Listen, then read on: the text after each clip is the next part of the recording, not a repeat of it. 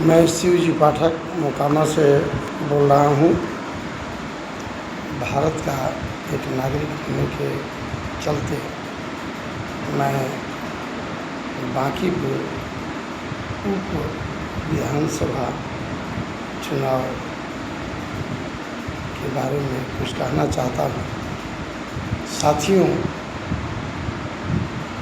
आज़ादी के बाद से आज तक कई पार्टियों के नेताओं ने बांकीपुर से जीत हासिल की। कांग्रेस, भाजपा, राजद या अन्य दल और सभी दलों के उम्मीदवार जो बांकीपुर से विजयी घोषित हुए हैं, सभी लोगों ने काम किया। एक पर एक नई राजनीतिक पार्टी बनती गई और लोग जिताते गए और लोगों का भरोसा उस जीते हुए उम्मीदवार पर काफ़ी रहा। लेकिन कथनी और करनी में अंतर पाया गया।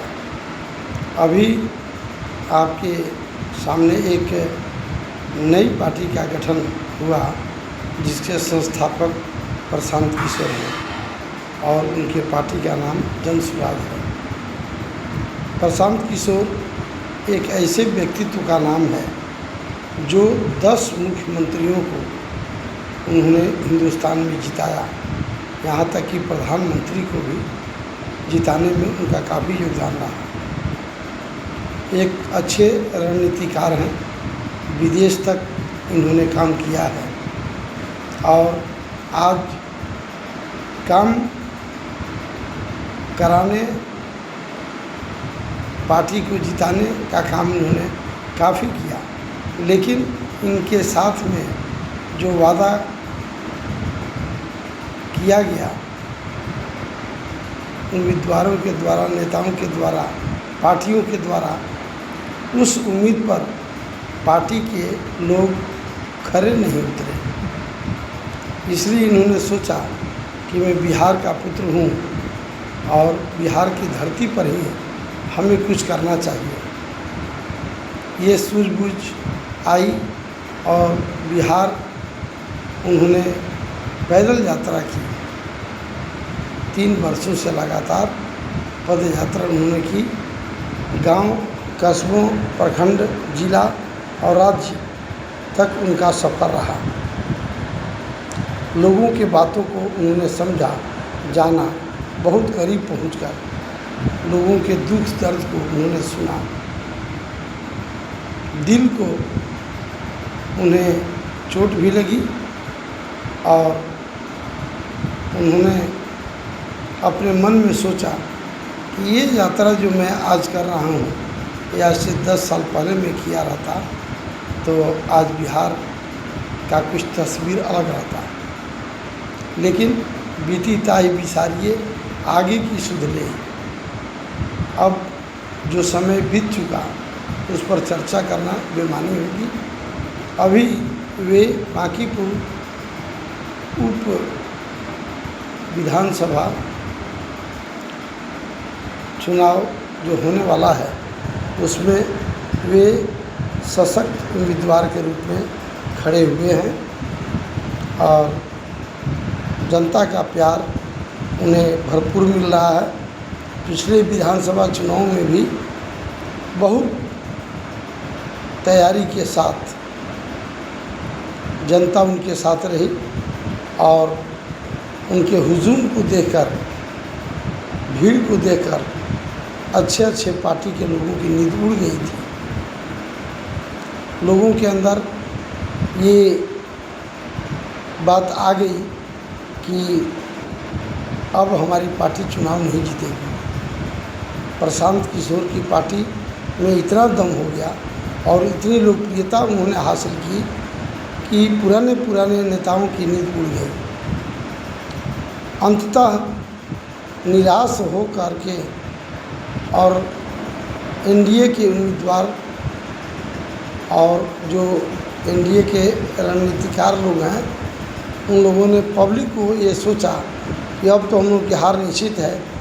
एक उपाय उनको सूझा कि हम लोग 10-10 हज़ार रुपया सबको दें, हर परिवार के अकाउंट में 10,000 रुपया जाए और 2 लाख रुपया की घोषणा कर दें, ताकि 10,000 पर भी यदि कोई विश्वास नहीं करता है तो 2 लाख पर विश्वास करके हमें वोट देगा और हम लोग जीत जाएंगे।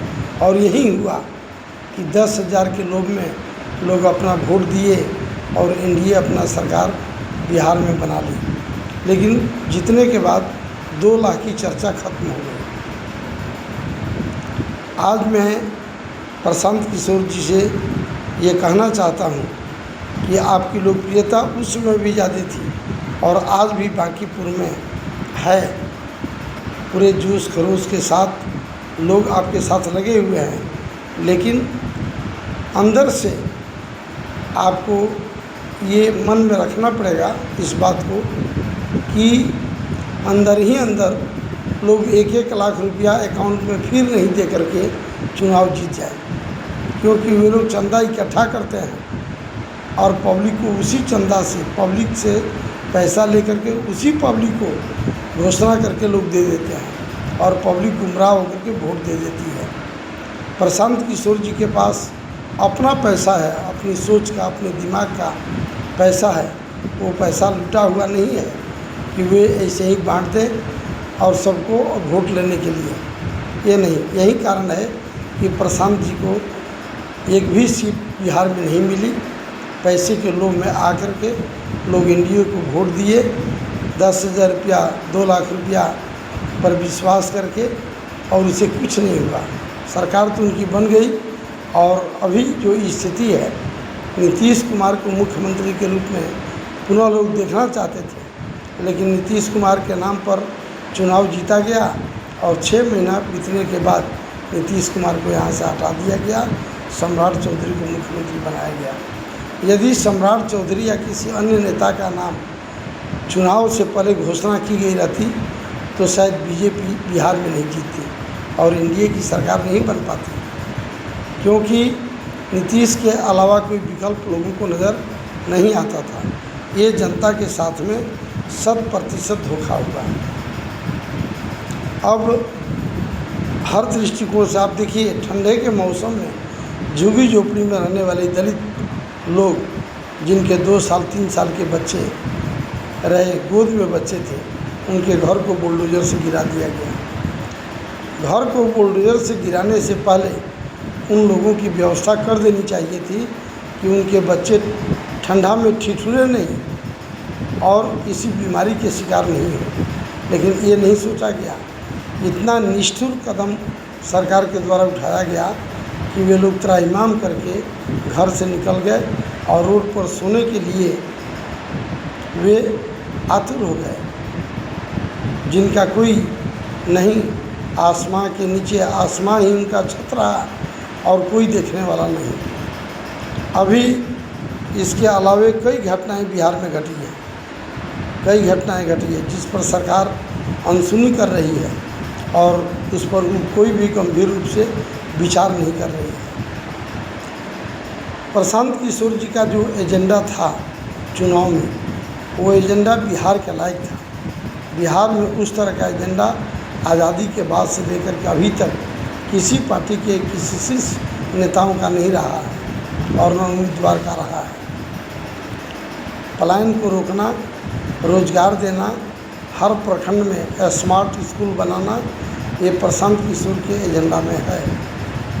लेकिन एक छोटा सा आग्रह बांकीपुर के लोगों के लिए है कि प्रशांत किशोर जी जन स्वराज के संस्थापक चुनाव लड़ रहे हैं, इन्हें भारी मतों से विजयी कराया जाए और देखा जाए कि ये पार्टी और इस पार्टी के संस्थापक प्रशांत किशोर जी बांकीपुर के लिए क्या कर रहे हैं। हर जनता को, हर पब्लिक को ये चीज़ देखना है और 20 साल, 25 साल, 30 साल तक किसी की सरकार नहीं रहनी चाहिए। उस सरकार की एक मोनोपोली हो जाती है और उस मोनोपोली में धांधली होती है और धांधली में वो आदमी चुनाव जीत जाता है। अभी आपने देखा तमिलनाडु में चुनाव हुआ, उसमें सक्रिय भूमिका प्रशांत किशोर जी की रही। विजय थालपति वहाँ के मुख्यमंत्री बने, जो बहुत अच्छा काम कर रहे हैं। पुराने लीडर इसके पहले जो भी थे मुख्यमंत्री के रूप में, उनके काम से लोग ऊब गए थे। एक शिक्षित राज्य होते हुए भी एक नए उम्मीदवार का चयन किया गया और विजय थालापति ने बहुत बढ़िया काम वे कर रहे हैं। जनता काफ़ी खुश है और वहाँ सपोर्ट प्रशांत किशोर जी का रहा, काफ़ी सहयोग उन्होंने किया और उनके सहयोग से विजय थालपति जीत करके मुख्यमंत्री बन गए। और वे भी जो है प्रशांत किशोर जी को मदद करने के लिए बांकीपुर में आ रहे हैं। हर व्यक्ति को चाहिए कि बदलाव हो।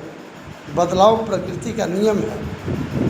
बदलाव से ये आकलन लगाया जाता है और ये तुलना की जाती है कि पिछली सरकार 5 साल में क्या की और अभी जो सरकार बनी है ये क्या की। यदि वो भी सरकार काम नहीं करती है तो दूसरे सरकार का गठन हो, फिर चुनाव हो, फिर उनको गद्दी से उतरना पड़े और फिर नए उम्मीदवार की जो नई पार्टी हो उस उम्मीदवार को जिताया जाए। बदलाव प्रकृति का नियम है, अब बदलाव जरूरी है। दूसरी बात यह है कि जिस तरह ये मेरी सोच है और मैं अपने अनुभव के आधार पर कह रहा हूँ, ये मेरी व्यक्तिगत राय है, इसे अन्यथा नहीं ली जाए। जिस तरह हर नौकरी में कंपटीशन होता है और हर नौकरी के लिए अलग अलग क्वालिफ़िकेशन निर्धारित की गई है, उसी तरह से राजनीति में भी होना चाहिए।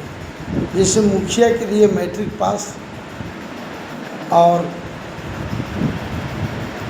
नहीं, सरपंच के लिए मैट्रिक पास, मुखिया के लिए इंटर पास, एमएलए के लिए बीए पास और एमपी के लिए एमए पास, ये योग्यता निर्धारित होनी चाहिए। इसके अलावे ये भी देखना है कि मैट्रिक से लेकर एमए तक जो भी उम्मीदवार चुनाव में आने वाले हैं उनका एक कंपटीशन हो, उनका एक फॉर्म निकले, उस कंपटीशन में मार्क्स बेसिस पर मेरिट बनाकर और उनका साक्षात्कार करके उन्हें टिकट दिया जाए।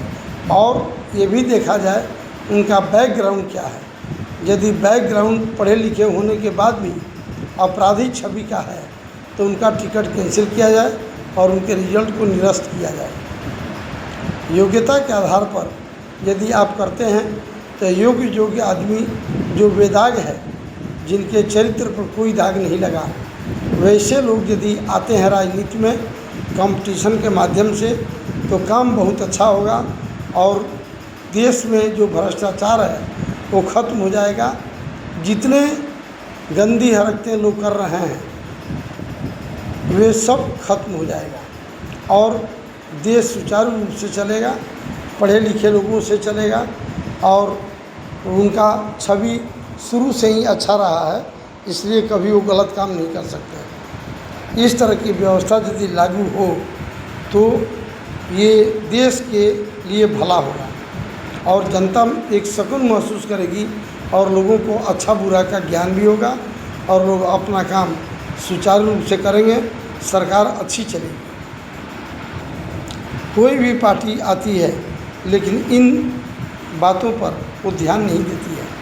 प्रशांत किशोर जी से मेरा आग्रह है कि आपकी नई पार्टी है और इस नई पार्टी में आप इस तरह का डिग्री का निर्धारण करके वैकेंसी निकाल करके फॉर्म भरवा कर और निःशुल्क फॉर्म हो और नहीं तो न्यूनतम उसका मूल्य हो 50 या 100 रुपया और उस आधार पर एक मेरिट लिस्ट बने, एक कॉम्पिटिटिव एग्ज़ाम हो, पास करने का एक निर्धारित मार्क्स हो और मेरिट लिस्ट में जहाँ जिस ऊंचाई तक जो कैंडिडेट पहुँचे उस ऊंचाई से लेकर 200, जैसे मान लीजिए कि 240 विधानसभा का सीट है बिहार में और कैंडिडेट आपका हो गया 10,000, तो 10,000 में 240 हमको चयन करना है।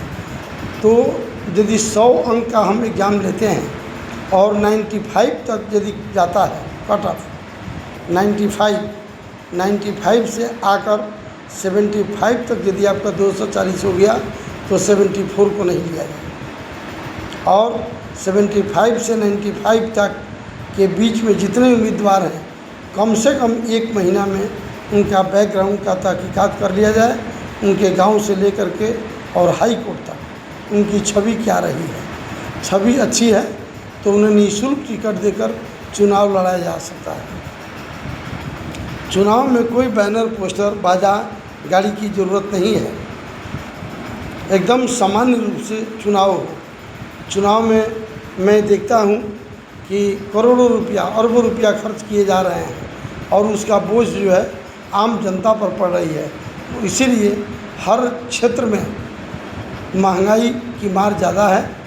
इसलिए जब तक लोग चुनाव में अरबों करोड़ों रुपये खर्च करेंगे, महंगाई बढ़ेगी और जनता पर इसका लोड पड़ेगा। इसलिए निःशुल्क परीक्षा हो, निःशुल्क फॉर्म भराए और निःशुल्क टिकट दे करके उन्हें चुनाव जिताया जाए और लोग अपने दिमाग और मस्तिष्क से ये चीज़ निकाल दें कि दबंग कौन है, बाहुबली कौन है। नहीं, बाहुबली वो है जो देश के लिए, समाज के लिए अच्छा काम करता है और अच्छा से जनता उसके रीजन में खुशी महसूस करे, खुशहाल हो और किसी भी प्रकार का क्राइम नहीं हो। वैसे लोगों को ही बाहुबली कहा जाएगा, जिनके बाहों में बल हो, ताकत हो और दिमाग हो। अपने दिमाग का भी इस्तेमाल करें और शारीरिक रूप से वो स्वस्थ रहें ताकि देश के कल्याण और भलाई की बात सुन सकें। मैं प्रशांत किशोर जी से आग्रह करूंगा कि आगामी आने वाले चुनाव, विधानसभा के चुनाव में इस तरह की घोषणा की जाए और ये एजेंडा में भी इसे शामिल किया जाए ताकि वैकेंसी के आधार पर उम्मीदवारों का चयन हो। अभी बांकीपुर की जनता से मैं अपील कर रहा हूँ कि आंख मूंद कर, यानी पूरे विश्वास करके जन सुराज पार्टी के संस्थापक प्रशांत किशोर जी को भारी मतों से विजयी बनावें। ये मेरी शुभकामना है ताकि बांकीपुर की धरती एक बार और बहुत साल पहले की तरह अपना वजूद मौजूद कर सके और मजबूत बन सके और वहाँ के हर व्यक्ति के दर्द को, दुख को, तकलीफ़ को सुनकर एक अच्छा कार्य किया जाए कि वहाँ के जनता के बीच में ये काम करने से जन सुराज के द्वारा पूरे बिहार में इसका विस्तार होगा और उसकी शुरुआत बांकीपुर से ही होगा। प्रशांत किशोर जी के जीतने के बाद पूरे बिहार में उसका प्रचार प्रसार होगा और उनके कामों का निरीक्षण कर और उनके द्वारा किए गए वादों की हर जगह प्रचार कर पूरे बिहार में इसको उस स्तर तक पहुंचाया जाए ताकि इनकी पार्टी आगामी होने वाली विधानसभा चुनाव में पूर्ण बहुमत से जीतकर बिहार को एक अच्छे शासक के हाथ सौंप कर बिहार में कमी को पूरा किया जा सके। जय बिहार, जय जन सुराज।